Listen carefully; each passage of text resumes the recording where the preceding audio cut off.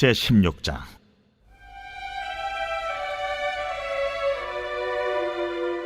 요셉 자손이 제비 뽑은 것은 여리고 샘 동쪽 곧 여리고 곁 요단으로부터 광야로 들어가 여리고로부터 베델 산지로 올라가고 베델에서부터 루스로 나아가 아렉 족속의 경계를 지나 아다롯에 이르고 서쪽으로 내려가서 야블렛 족속의 경계와 아래 베토론과 게세레까지 이르고 그 끝은 바다라. 요셉의 자손 므낫세와 에브라임이 그들의 기업을 받았더라. 에브라임 자손이 그들의 가족대로 받은 지역은 이러하니라. 그들의 기업의 경계는 동쪽으로 아다롯 아달에서 윗 베토론에 이르고 또 서쪽으로 나아가 북쪽 믹무다에 이르고 동쪽으로 돌아 다아낫 실로에 이르러 야누아 동쪽을 지나고 야누아에서부터 아다롯과 나아라로 내려가 여리고를 만나서 요단으로 나아가고 또 타푸아에서부터 서쪽으로 지나서 가나 시내에 이르나니 그 끝은 바다라. 에브라임 자손의 지파가 그들의 가족대로 받은 기업이 이러하였고 그 외에 므낫세 자손의 기업 중에서 에브라임 자손을 위하여 구분한 모든 성읍과 그 마을들도 있었더라. 그들이 게셀에 거주하는 가나안 족속을 쫓아내지 아니하였으므로 가나안 족속이 오늘까지 에브라임 가운데에 거주하며 노역하는 종이 되니라. 제17장.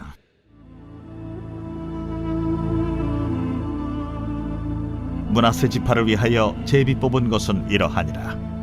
므낫세는 요셉의 장자였고 므낫세의 장자 마기는 길르앗의 아버지라. 그는 용사였기 때문에 길르앗과 바산을 받았으므로 므낫세의 남은 자손을 위하여 그들의 가족대로 제비를 뽑았는데 그들은 곧 아비에셀의 자손과 헬렉의 자손과 아스리엘의 자손과 세겜의 자손과 헤벨의 자손과 스미다의 자손이니 그들의 가족대로 요셉의 아들 므낫세의 남자 자손들이며 헤벨의 아들 길르앗의 손자 마길의 증손 므낫세의 현손 슬로브핫은 아들이 없고 딸뿐이요 그 딸들의 이름은 말라와 노아와 호글라와 밀가와 디르사라. 그들이 제사장 엘르아살과 눈의 아들 여호수아와 지도자들 앞에 나와서 말하기를 여호와께서 모세에게 명령하사 우리 형제 중에서 우리에게 기업을 주라 하셨다.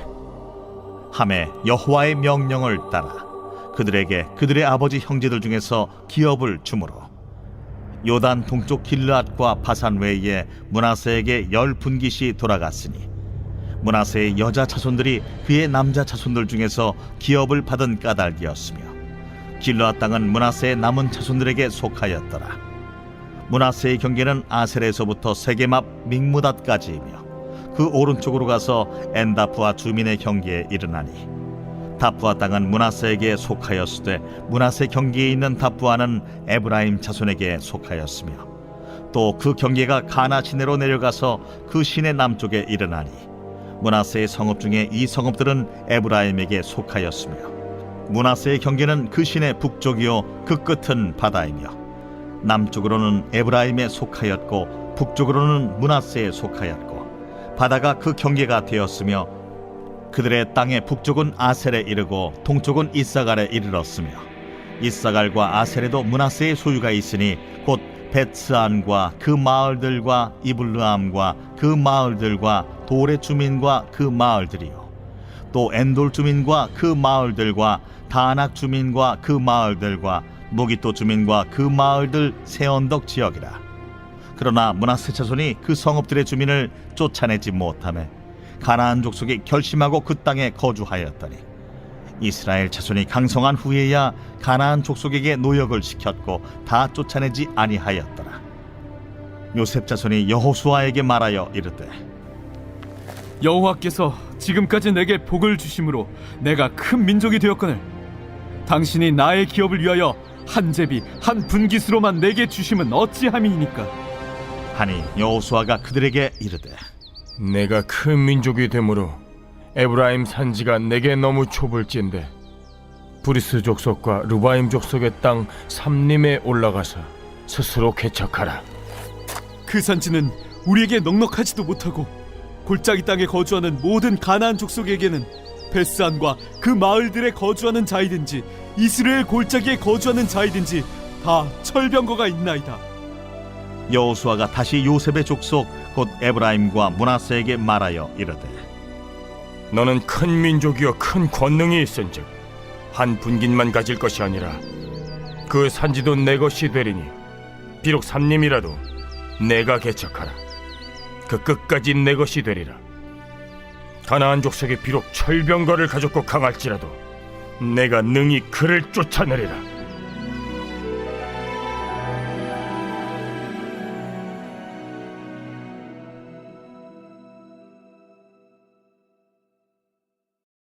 제18장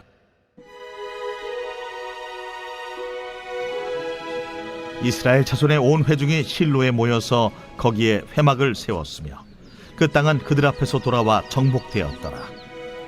그러나 이스라엘 자손 중에 그 기업의 분배를 받지 못한 자가 아직도 7지파라. 여호수아가 이스라엘 자손에게 이르되 너희가 너희 조상의 하나님 여호와께서 너희에게 주신 땅을 점령하러 가기를 어느 때까지 지체하겠느냐? 너희는 각 지파에 3사람씩 선정하라. 내가 그들을 보내리니 그들은 일어나서 그 땅에 두루다니며 그들의 기업에 따라 그 땅을 그려가지고 내게로 돌아올 것이라. 그들이 그 땅을 7부분으로 나누되 유다는 남쪽 자기 지역에 있고 요셉의 족속은 북쪽에 있는 그들의 지역에 있으니 그 땅을 7부분으로 그려서 이곳 내게로 가져오라. 그러면 내가 여기서 너희를 위하여 우리 하나님 여호와 앞에서 제비를 뽑으리라. 레위 사람은 너희 중에 분깃이 없나니 여호와의 제사장 직분이 그들의 기업이 됨이며 갓과 루벤과 므낫세 반지파는 요단 저편 동쪽에서 이미 기업을 받았나니 이는 여호와의 종 모세가 그들에게 준 것이니라. 그 사람들이 일어나 떠나니 여호수아가 그 땅을 그리러 가는 사람들에게 명령하여 이르되 가서 그 땅으로 두루다니며 그것을 그려가지고 내게로 돌아오라. 내가 여기 실로의 여호와 앞에서 너희를 위하여 제비를 뽑으리라. 그 사람들이 가서 그 땅으로 두루다니며 성읍들을 따라서 7부분으로 책에 그려서 실로 진영에 돌아와 여호수아에게 나아오니 여호수아가 그들을 위하여 실로의 여호와 앞에서 제비를 뽑고 그가 거기서 이스라엘 자손의 분파대로 그 땅을 분배하였더라.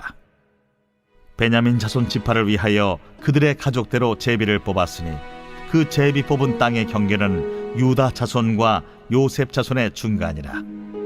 그들의 북방 경계는 요단에서부터 여리고 북쪽으로 올라가서 서쪽 산지를 넘어서 또 올라가서 베다웬 황무지에 이르며 또 그 경계가 거기서부터 루스로 나아가서 루스 남쪽에 이르나니 루스는 곧 베델이며 또 그 경계가 아다롯 아달로 내려가서 아래 베토론 남쪽 산 곁으로 지나고 베토론 앞 남쪽 산에서부터 서쪽으로 돌아 남쪽으로 향하여 유다 자손의 성읍 기럇 바알 곧 기럇 여아림에 이르러 끝이 되나니 이는 서쪽 경계며 남쪽 경계는 기럇 여아림 끝에서부터 서쪽으로 나아가 넵도아 물 근원에 이르고 르바임 골짜기 북쪽 흰놈의 아들 골짜기 앞에 있는 산 끝으로 내려가고 또 흰놈의 골짜기로 내려가서 여부스 남쪽에 이르러 엔로겔로 내려가고 또 북쪽으로 접어들어 엔세메스로 나아가서 아돔민 비탈 맞은편 글릴롯으로 나아가서 루벤 자손 보한의 돌까지 내려가고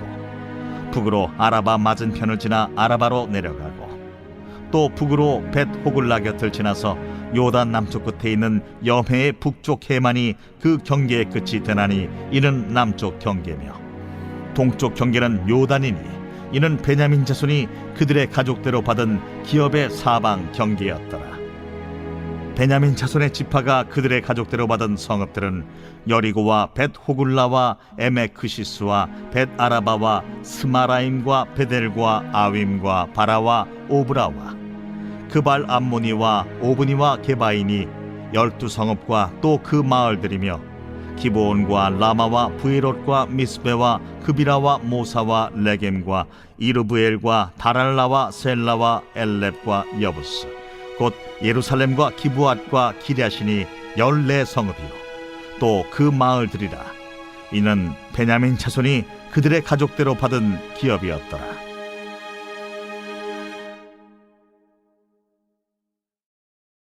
제19장.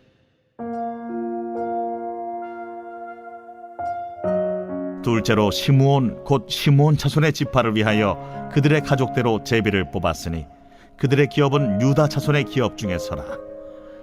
그들이 받은 기업은 브엘세바 곧 세바와 몰라다와 하살 수알과 발라와 에셈과 엘돌랏과 부들과 호르마와 시글락과 벳말가봇과 하살 수사와 벳르바옷과 사루헨이니 13성읍이요 또 그 마을들이며 또 아인과 림몬과 에델과 아산이니 4성읍이요 또 그 마을들이며 또 네겝의 라마 곧 바알랏 브엘까지 이 성읍들을 둘러있는 모든 마을들이니 이는 시므온 자손의 지파가 그들의 가족대로 받은 기업이라. 시므온 자손의 이 기업은 유다 자손의 기업 중에서 취하였으니 이는 유다 자손의 분깃이 자기들에게 너무 많으므로 시므온 자손이 자기의 기업을 그들의 기업 중에서 받음이었더라. 셋째로 스불론 자손을 위하여 그들의 가족대로 제비를 뽑았으니 그들의 기업의 경계는 사릿까지이며 서쪽으로 올라가서 마랄라에 이르러 다페셋을 만나 용노암 앞 시내를 만나고 사릿에서부터 동쪽으로 돌아 해 뜨는 쪽을 향하여 기슬롯 다볼의 경계에 이르고 다보라스로 나가서 야비아로 올라가고 또 거기서부터 동쪽으로 가드 헤벨을 지나 엣가신에 이르고 네아까지 연결된 림몬으로 나아가서 북쪽으로 돌아 한나돈에 이르고 입다엘 골짜기에 이르러 끝이 되며 또 갓닷과 나할랄과 시므론과 이달라와 베들레헴이니 모두 12성읍과 그 마을들이라. 스불론 자손이 그들의 가족대로 받은 기업은 이 성읍들과 그 마을들이었더라. 넷째로 이사갈 곧 이사갈 자손을 위하여 그들의 가족대로 제비를 뽑았으니 그들의 지역은 이스라엘과 그슬롯과 수넴과 하바라임과 시온과 아나하랏과 랍빛과 기시온과 에베스와 레멧과 엔간님과 엔하따와 벳바세스이며 그 경계에는 다볼과 사하수마와 벳세메스에 이르고 그 끝은 요단이니 모두 16성읍과 그 마을들이라. 이사갈 자손 지파가 그 가족대로 받은 기업은 이 성읍들과 그 마을들이었더라. 다섯째로 아셀 자손의 지파를 위하여 그 가족대로 제비를 뽑았으니 그들의 지역은 헬갓과 할리와 베덴과 악삽과 알람멜렉과 아맛과 미살이며 그 경계의 서쪽은 갈멜을 만나 시홀 림낫에 이르고 해 뜨는 쪽으로 돌아 벳다곤에 이르며 스불론을 만나고 북쪽으로 입다엘 골짜기를 만나 베게멕과 느이엘에 이르고 갑을 왼쪽으로 나아가서 에브론과 르홉과 함몬과 가나를 지나 큰 시돈까지 이르고 돌아서 라마와 견고한 성읍 두로에 이르고 돌아서 호사에 이르고 악십 지방 곁 바다가 끝이 되며 또 움마와 아벡과 르홉이니 모두 22성읍과 그 마을들이라. 아셀 자손의 지파가 그 가족대로 받은 기업은 이 성읍들과 그 마을들이었더라. 여섯째로 납달리 자손을 위하여 납달리 자손의 가족대로 제비를 뽑았으니 그들의 지역은 헬렙과 사아난림의 상수리 나무에서부터 아담이 네겝과 얌리엘을 지나 라꿈까지요 그 끝은 요단이며 서쪽으로 돌아 아스노 다볼에 이르고 그곳에서부터 훅곡으로 나아가 남쪽은 스불론에 이르고 서쪽은 아셀에 이르며 해 뜨는 쪽은 요단에서 유다에 이르고 그 견고한 성읍들은 시딤과 세르와 함맛과 라갓과 긴네렛과 아다마와 라마와 하솔과 게데스와 에드레이와 엔하솔과 이론과 믹다렐과 호렘과 벳아낫과 벳세메스니 모두 19성읍과 그 마을들이라.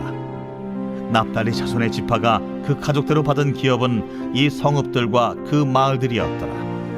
일곱째로 단 자손의 지파를 위하여 그들의 가족대로 제비를 뽑았으니 그들의 기업의 지역은 소라와 에스다올과 이르세메스와 사알라핀과 아얄론과 이들라와 엘론과 딥나와 에그론과 엘드게와 기쁘돈과 바알랏과 여훗과 브네브락과 가들림몬과 메알곤과 락곤과 요빠 맞은편 경계까지라.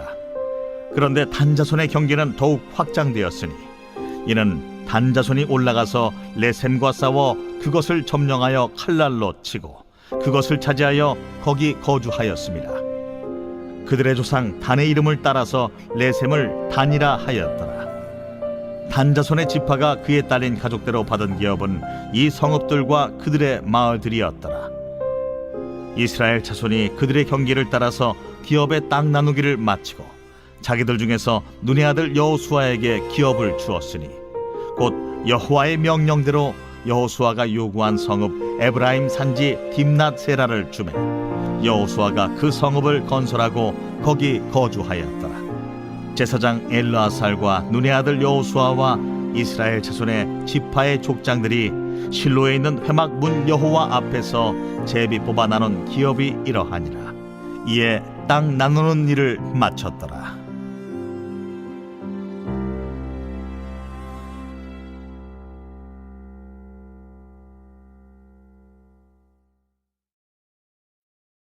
주는 의로우시고 주의 판단은 옳으니이다. 주께서 명령하신 증거들은 의롭고 지극히 성실하니이다. 내 대적들이 주의 말씀을 잊어버렸으므로 내 열정이 나를 삼켰나이다. 주의 말씀이 심히 순수함으로 주의 종이 이를 사랑하나이다. 내가 미천하여 멸시를 당하나 주의 법도를 잊지 아니하였나이다. 주의 의는 영원한 의요 주의 율법은 진리로소이다. 환난과 우환이 내게 미쳤으나 주의 계명은 나의 즐거움이니이다. 주의 증거들은 영원히 의로우시니 나로 하여금 깨닫게 하사 살게 하소서.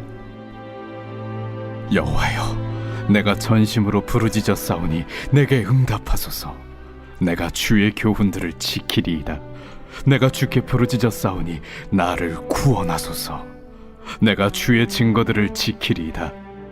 내가 날이 밝기 전에 부르짖으며 주의 말씀을 바라싸우며 주의 말씀을 조용히 읊조리려고 내가 새벽녘에 눈을 떴나이다. 주의 인자심을 따라 내 소리를 들으소서. 여호와여, 주의 규례들을 따라 나를 살리소서. 악을 따르는 자들이 가까이 왔사오니 그들은 주의 법에서 머니이다. 여호와여, 주께서 가까이 계시오니 주의 모든 계명들은 진리니이다. 내가 전부터 주의 증거들을 알고 있었으므로 주께서 영원히 세우신 것인 줄을 알았나이다. 여러분 오늘 이제 여호수아 19장까지의 본문을 저희가 함께 말씀으로 받았어요. 본문 19장까지에서 이제 여호수아 시대 때 땅 분배가 마무리가 됩니다. 물론 레위 지파와 그리고 도피성 분배에 관한 이야기가 20장부터 다시 등장하긴 하지만 19장 마지막 51절에서 성경은 이렇게 말합니다. 여호와 앞에서 제비 뽑아 나눈 기업의 분배가 끝났다라고 말을 하죠. 즉, 땅 분배가 마쳤음을 보여줍니다. 그런데 여러분, 오늘 본문 16장부터 19장 안에는 이스라엘 백성들 가운데 또 이스라엘 가운데 나타난 위험 징후 몇 가지들이 장면들이 담겨져 있음을 보게 되는데요. 영적인 위험 징후예요. 첫 번째는 현실적인 타협의 모습이 등장을 합니다. 16장에서 이스라엘은 긍정적인 이유로는 노동력 확보를 위해서 또는 부정적 이유로는 가나안 백성들이 너무 힘이 세서 강성해서 이 가나안 족속을 이스라엘과 완전히 분리하지 못한 채 공생하게 되죠. 함께 살아가는 현실을 보여줍니다. 그게 여러분 16장 10절과 17장 12절에 등장을 하거든요. 그런데 결국에 가나안 민족과 함께 공생하게 된 그 현실은 유일신 여호와 신앙과 가나안의 우상 숭배가 섞여버리게 만듭니다. 소위 종교 혼합주의라고 불려지는 영적인 타락의 원인이 바로 이 부분에서 발생을 하게 되지요. 여러분, 물론 긍정적인 부분도 보여요. 17장에서는요, 모세 시대로부터 이어진 하나님의 공의와 질서가 구현되기도 하거든요. 무슨 말이냐면, 자연적으로 아버지 세대로부터 아들 세대로 이어지던 기업 승계, 이 기업 승계가 불가능했던 므낫세 지파의 한 가문이 있었습니다. 바로 슬로브앗이라고 하는 사람인데, 이 슬로브앗이 아들을 낳지 못한 채 광야에서 죽게 되고 슬로보앗의 스라에는 딸들만 5명 있었거든요. 바로 이 슬로보앗의 딸들이 과거 모세 시대에서 모세에게 요청을 하지요. 아들이 없다는 이유만으로 기업을 물려받을 수 없다는 것은 부당하다라고 하는 청원을 하게 되고 이 청원을 여호와 하나님께서 옳다라고 인정하시게 되죠. 그래서 이 슬로보앗의 딸들이 과거 모세 시대 때 청원했던 그 청원대로 아버지 슬로보앗의 기업을 딸들이 승계받게 됩니다. 하나님 앞에서 이스라엘 가운데 공정하였고 청언했던 대로 이 분배의 정의가 실현되게 된 거죠. 하지만 여러분 앞에서 현실적인 타협이라고 하는 영적인 위험 징후가 발생했던 것처럼 또한 더 현실적인 몇 가지 이유들로 가나안 정복이 수월하지가 않았습니다. 두 번째 위험 징후는 뭐였냐면 가나안 정복의 본질적인 의미를 상실합니다. 그리고 의미 왜곡이 일어나지요. 이게 무슨 말씀이냐면 17장에서 에브라임 지파는 자신들의 분깃이 너무 작다라고 지파 차원에서 여호수아에게 청원하거든요. 그럴 수 있어 보여요. 왜냐하면 이 요셉 지파에서 한 분파였던 에브라임 지파는 그 인원으로 치자면은 다른 지파의 1.5배 이상 되니까요. 그래서 땅이 너무 부족해요라고 이야기를 하니까 여호수아가 뭐라고 얘기하냐면 그러면 너희가 분배받은 그 땅의 산악 지역에 더 넓은 땅이 있으니 그 땅을 개척하라라고 이야기하죠. 개척하지 않은 산악지대를 본인들이 직접 개척하라고 이야기하는데 사실 여러분 그들이 자신들의 분깃이 적다라고 말했던 결정적 이유는 뭐냐면 산악지대 민족들의 특징이 뭐였냐면 철병거를 소유하고 있었습니다. 여러분 철병거라고 생각을 하면 어떤 트라우마 생각나지 않습니까? 이스라엘이 처음 자신의 아버지 세대가 출애굽할 때 바로 애굽을 아주 강력한 대제국으로 만들었던 이유 중에 하나가 철기를 사용하고 있었다라고 하는 거고 철기를 사용하고 있었던 강력한 어떤 무력이나 힘을 상징하고 있었던 물건이 뭐냐면 철병거였어요. 즉, 지금 에브라임 지파가 산악 지역의 민족들과의 정복 전쟁을 부담스러워 했었던 거죠. 본질은 하나님께서 행하시는 가나안 정복의 의미인데 사실은 이 의미가 왜곡이 돼서 겉으로는 합리적으로 그럴싸해 보이는 이유, 우리 땅이 너무 좁아요. 그러니 우리한테 땅을 더 주세요. 라고 꽤나 그럴싸해 보이는 합리적 이유를 앞으로 내세웠지만 실상은 이 전쟁은 하나님이 해가시는 게 아니라 우리가 해가야 되는 건데 특별히 우리에게 주신 땅은 너무 적으니 더 넓은 땅을 달라 라고 말한 결정적 이유는 바로 그들과의 충돌이 부담스러웠기 때문입니다. 여러분 그것이 17장 16절에 등장을 합니다. 에브라임 지파가 이렇게 말하죠. 요셉 자손이 이르되 그 산지는 우리에게 넉넉하지도 못하고 골짜기 땅에 거주하는 모든 가나안 족속에게는 베스안과 그 마을들에 거주하는 자이든지 이스라엘 골짜기에 거주하는 자이든지 다 철병거가 있나이다.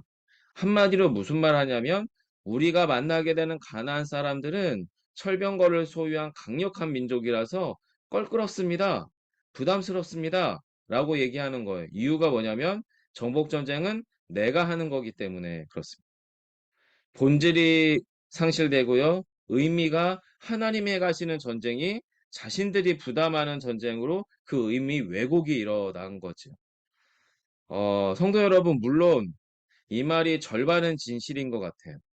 왜냐하면 여호수아 시대 때의 정복 전쟁이 매번 여리고성이 무너지는 것처럼 여호와 하나님의 일방적이고 강권적인 개입으로 이루어진 것은 아닌 것 같습니다.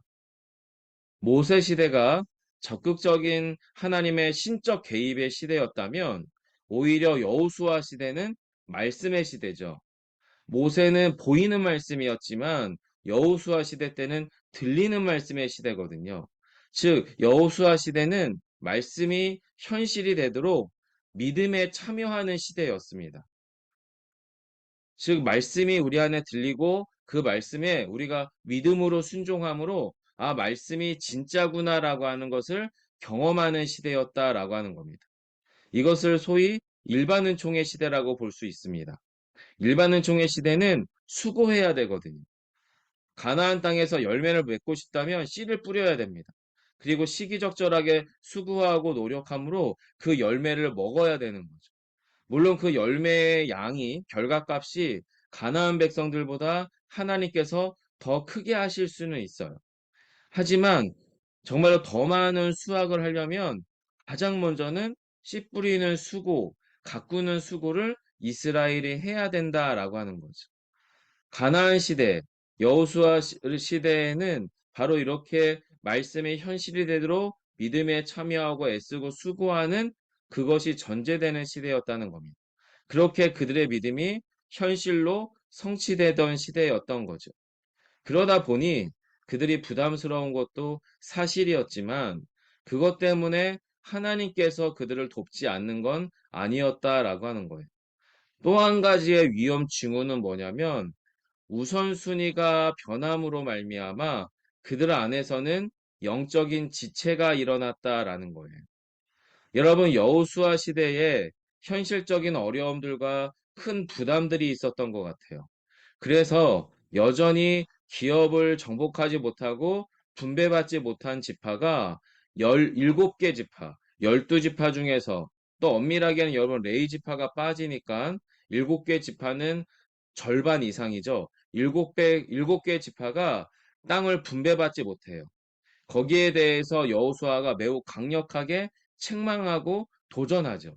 그게 여러분 18장 3절입니다. 여호수아가 이렇게 말합니다. 여호수아가 이스라엘 자손에게 이르되 너희가 너희 조상의 하나님 여호와께서 너희에게 주신 땅을 점령하러 가기를 어느 때까지 지체하겠느냐라고 말합니다. 우선순위가 변한 거죠.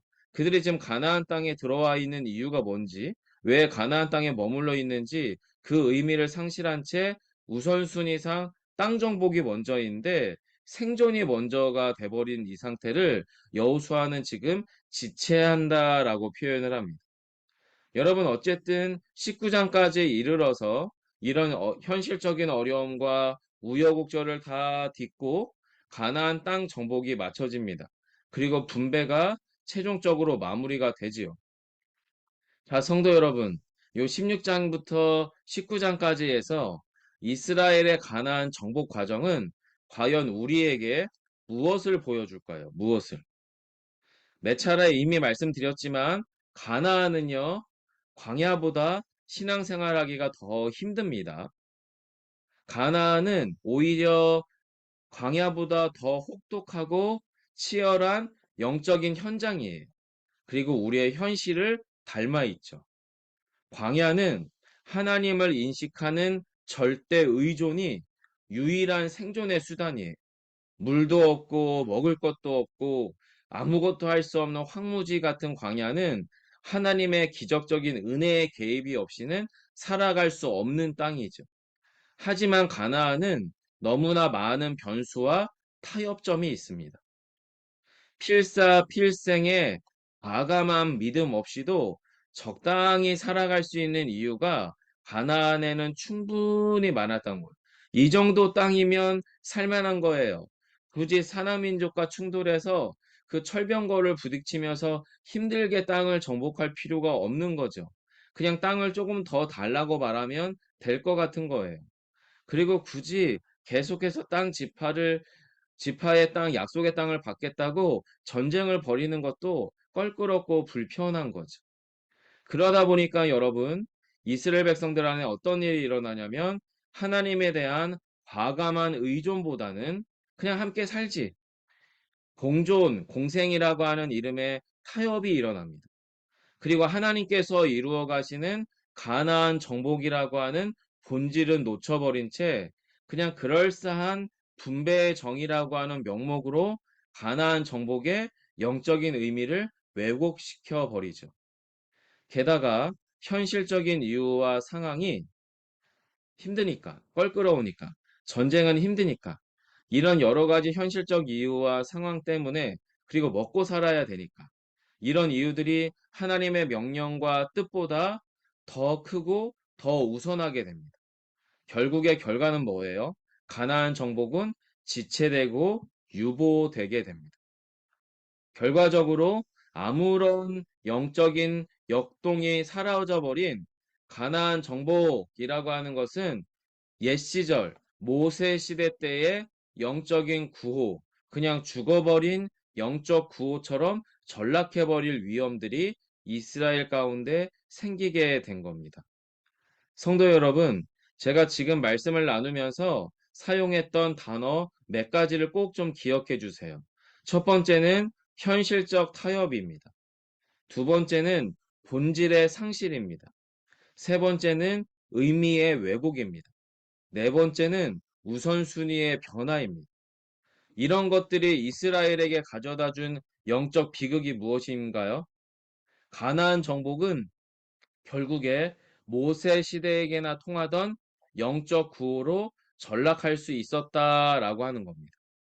심지어 자신들은 지금 가나안 정복이라고 하는 현실을 지금 살아가고 있음에도 불구하고 가나안 정복은 옛 시절의 그럴싸한 영적 구호로 전락할 위험이 이스라엘 가운데 다분히 있었다라고 하는 거죠. 여러분, 이런 과정을 요즘 이찬수 목사님이 설교를 하는데, 여러분, 저도 이찬수 목사님 설교를 종종 들어요. 그런데 이 이찬수 목사님의 설교의 표현을 빌려보자면, 복음에 반응하지 않고 현상 유지에 힘쓰는 교회와 성도라고 할 수 있습니다. 하나님의 말씀, 복음, 예수 그리스도의 영적 도전에는 반응하지 않아요. 오히려 이 땅이 지금 이 상황이 좋으니라고 하는 현상 유지에 힘쓰는 교회와 성도의 모습으로 보일 수 있다라고 하는 겁니다.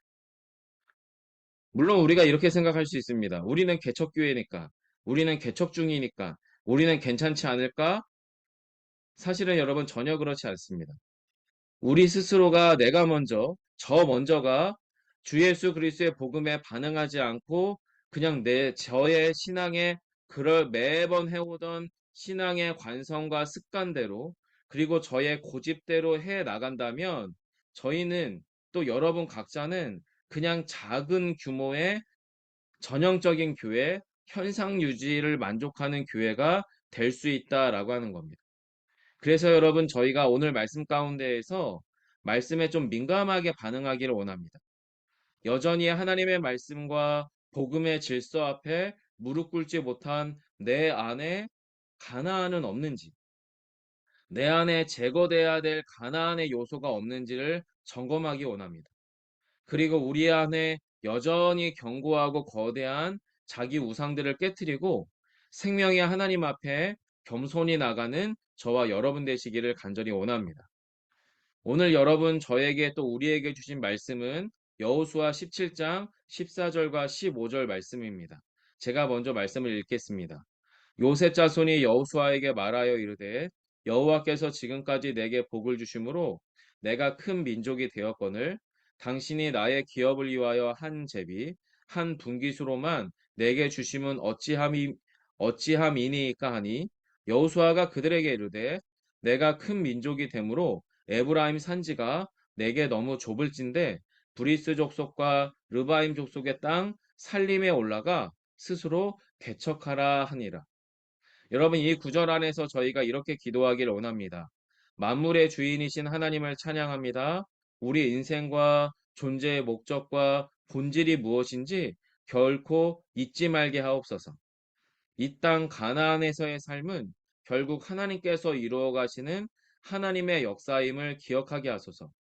가나안의 철병거를 두려워하고 압도당한 채 겉으로 그럴싸한 합리성의 함정에 빠지지 말게 하소서.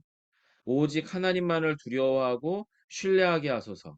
오직 하나님의 높으신 뜻과 역사가 나의 현실, 우리의 현실이게 하소서. 여러분, 이 기도 제목을 가지고요, 저희가 주님 앞에 또 하나님의 말씀 앞에 좀 더 순전하게 반응하는 우리 자신이 되기를 소망하며 잠시 함께 기도하도록 하겠습니다. 살아계신 아버지 하나님, 모든 만물의 주인이신 하나님을 찬양합니다. 하나님께서 우리를 이 땅 가운데 창조하시고 또한 이 땅 가운데 생명을 소유한 주의 자녀로 살아가게 하셨던 우리 인생의 또 우리 존재의 목적이 무엇인지, 우리의 본질이 무엇인지를 꼭 기억하게 해 주옵소서. 이 땅 가나안에서의 삶은 결국에 하나님께서 이루실 거대한 복음의 도전과 말씀의 현실이 우리 가운데 실제임을 경험하도록 살아가는 부르심인 것을 기억합니다. 하나님, 이 땅에서 하나님이 이루실 하나님의 역사를 기억합니다. 소망합니다. 우리를 통하여 하나님의 역사가 하나님의 말씀이 현실임을 보이실 주님을 찬양합니다. 하지만 우리의 눈앞에 보이는 가나안의 철병거가 같은 우리보다 더욱더 거대하고 높은 현실들, 우리를 낙심하고 두려워하게 하는 가나안의 현실에 저희가 압도당하지 않기를 소망합니다. 우리의 믿음이 약하여지고 하나님에 대한 신뢰가 흐려진 채 가나안의 거대함에 스스로 두려워하고 묵힌 채 살아가며 겉으로 그럴싸한 합리성의 함정에 빠지지 말도록 주여 저희의 심령을 새롭게 하여 주옵소서. 세상보다 가나안보다 우리의 현실보다 여호와 하나님을 경외하며 두려워하기를 소망합니다. 하나님을 향한 순전한 신뢰가 우리 안에 회복되기를 소망합니다. 오직 하나님의 높으신 뜻과 역사가 나의 현실이요 우리의 현실임을 온전히 붙잡고 나아갈 수 있는 우리 안에 믿음을 허락해 주시고 우리 안에 말씀에 대한 소망과 능력을 회복시켜 주옵소서. 아멘. 여러분 이어서 한 번 더 함께 기도할 건데요. 우리의 가정과 교회 공동체를 위한 기도입니다. 여호수아 18장 2절과 3절인데요. 그러나 이스라엘 자손 중에 그 기업의 분배를 받지 못한 자가 아직도 7지파라. 여호수아가 이스라엘 자손에게 이르되 너희가 너희 조상의 하나님 여호와께서 너희에게 주신 땅을 점령하러 가기를 어느 때까지 지체하겠느냐. 앞에서 말씀드렸던 말씀의 몇 가지 키워드인데요.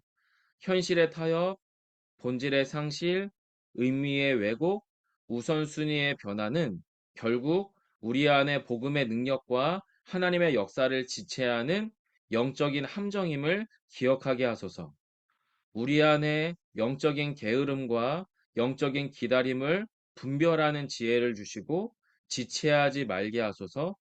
하나님께 오늘 우리 가정과 교회 그리고 이웃과 비봉 땅을 위해서 무엇을 하나님이 말씀하시는지 온전히 묻고 겸손히 들으며 신실하게 순종하는 은혜를 주옵소서. 우리의 가정과 우리의 교회가 순전한 하나님의 영적 여정에 참여하게 하여 달라고 한 번 더 함께 합심해서 기도하겠습니다. 기도합니다. 살아계신 아버지 하나님, 우리의 삶의 현실 안에서 이 정도면 괜찮다. 이 정도면 우리의 삶이 충분하다라고 할 만한 현실적인 타협이 또한 우리가 이 땅을 살아가는 본질적인 영적인 목적을 상실한 채 우리가 살아가는 삶의 의미를 우리 스스로가 왜곡한 채 우리 만족과 우리 평안을 구한 채 하나님이 우리에게 부르신 본질적인 목적과 의미를 놓치는 비극이 우리 안에 없기를 소망합니다.